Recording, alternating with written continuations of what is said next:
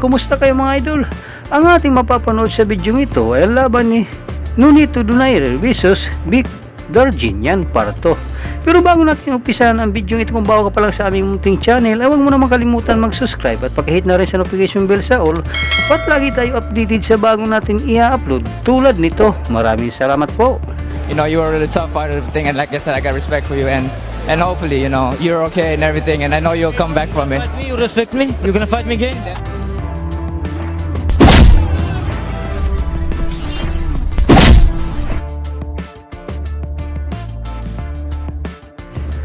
Ang knockout na ito ni Donaire kay Darginian ang gumulat sa mundo ng boxing noong 2007. Kabilang ito sa mga pinakatanyak na knockouts ng nakaraang dekada. Ito ang mga panahon na naghahari pa si Donaire sa bantamweight division. At dahil sa samot sa aming gusot sa pagitan ng kampong Donaire at Darginian, tumagal ang paghihintay ng Armenian fighter sa kanilang rematch.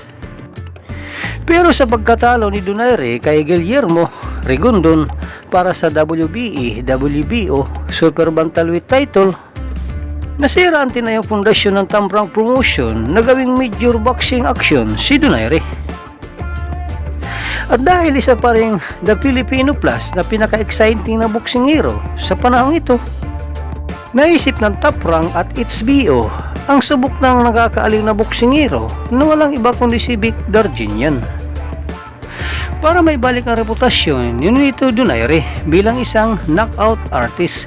Dito na matatapos ang 6 na taon na paghihintay ni Darginian para makabawi kay Nonito Donaire. He was fighting, he's matching my name. Now I'm gonna destroy him, I'm gonna send him retirement. And he's ready for retirement. I knock him out, you see he will be retired. At sa tindent kaliwat ka ng panutsadahan ng dalawang kampo para sa nalalapit na paghaharap ng dalawang boxing hero, naging personal na ang hidwaan ni Donaire at Darginian sa nalalapit nilang bakbakan. I just wanna tell that freak, he's talk too much, you know. I saw one of these fights when in the ring showing my skill, my style, and his words just opening his mouth. When I see somewhere him, I wanna hear it. When I saw somewhere him, even in the ring, not in a fight, I'm gonna slap him. If you man enough, just show what you have in the ring. Don't just talk shit about me and my back, you know. Be man and come show me in the ring. Just don't talk shit. Well, if you are a fighter and you won on me and you knock me out completely, you think you have the confidence, you have everything, you believe you can beat me again. Because you beat me once, you should have the idea on your mind, you can beat me again. Why he's making himself as a hero and he's full of shit, is all talk and no action behind it. Come down and fight. That's it, just come and fight. Come down and fight. Don't be scared, Donaire. Because I think he's not the one who make a decision. It's his wife is making a decision. His wife. That's why, because he's not man enough to back his word when he said, "I'll fight." Come and fight. May mga pagkakataon pa nga hindi nagpapansinan ang dalawang boksingero sa event man o preskon. Nalalapit nilang bakbakan ay dito natin makikita kung sino ba talagang matibay sa kanilang dalawa sa gitna ng laban. Why are you hiding back here? Taong 2013 naganap ang rematch si Donaire at Darginian. Ito ay naganap sa America Box Center sa Campus Christi sa Texas sa Amerika bilang isang undercard ng labanan Mikey Garcia at Ramon Martinez para paglabanan ang WBO World Super Bantamweight title.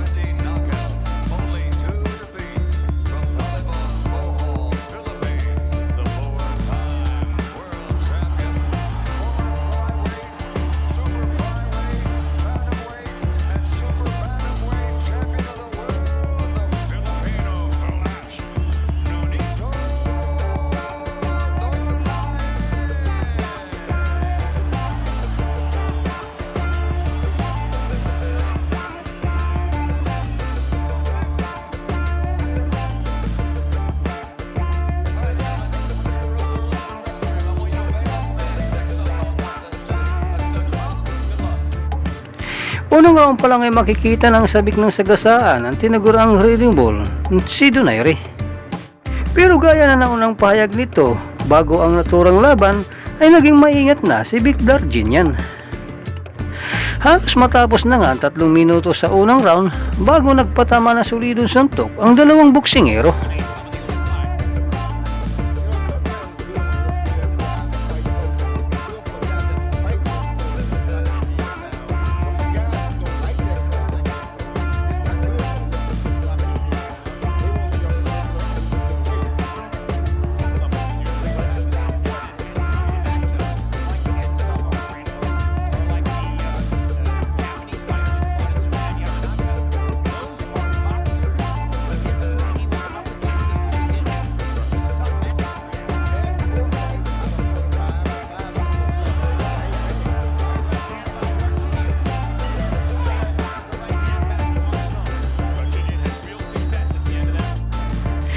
Piling-pili man ang mga atake ni Donaire sa round 2, yanig naman pag tinamaan si Darginian.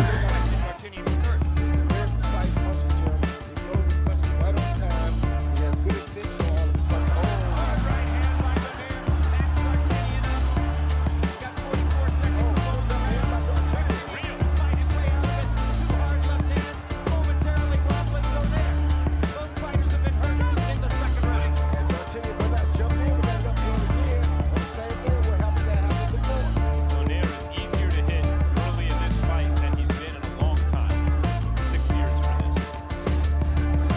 Body shot by Darginian. Donaire missing with the right hand upstairs.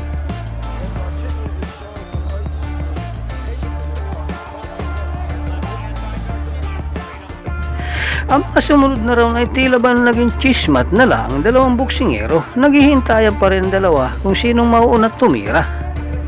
Kagaya nga sa naunang round, sa dulo na 3 minuto lang nagkakaroon ng matinding bakbakan ang dalawang boksingero.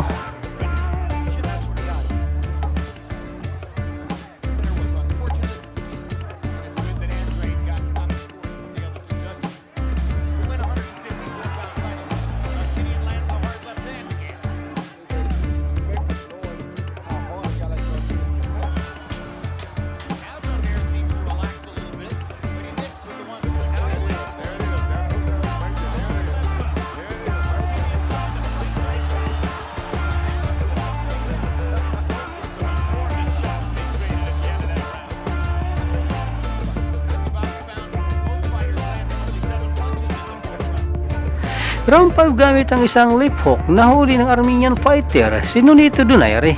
Pero dahil sa likas na matibay si Donaire sa ganitong division, hindi ito gaanong ininda ng Pinoy fighter.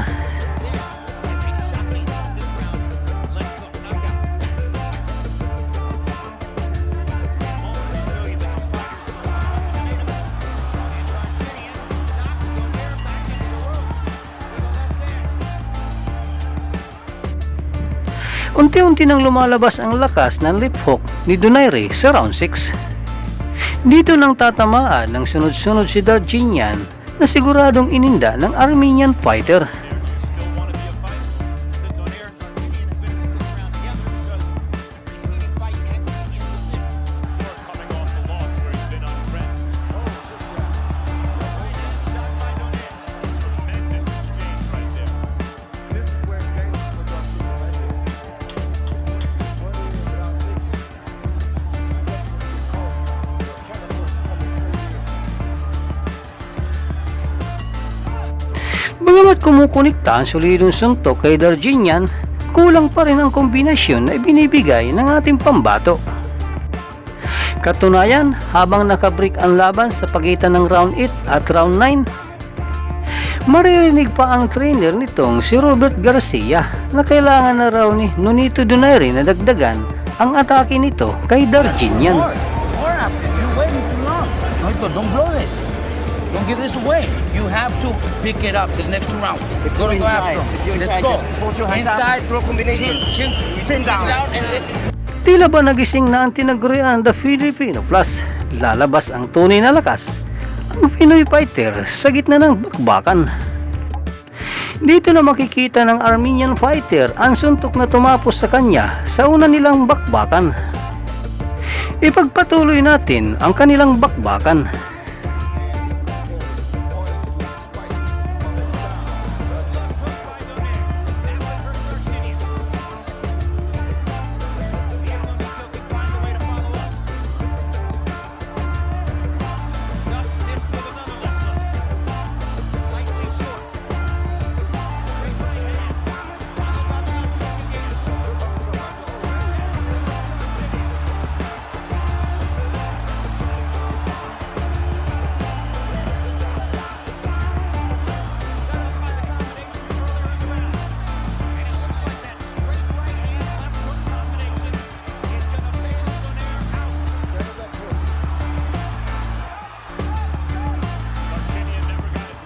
Gamat nakabaong si Darginian mula sa pagkakabagsak, ay makikita natin wala na itong balanse sa ibabaw ng luna.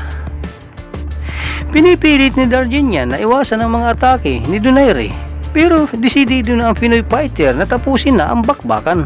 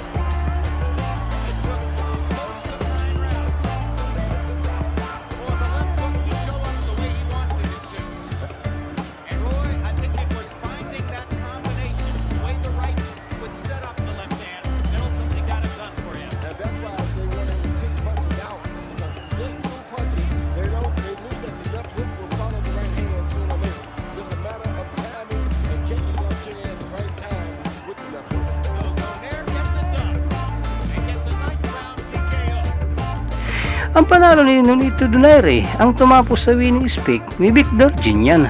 Dito na rin naging daan para makilala si Donaire sa World Champion.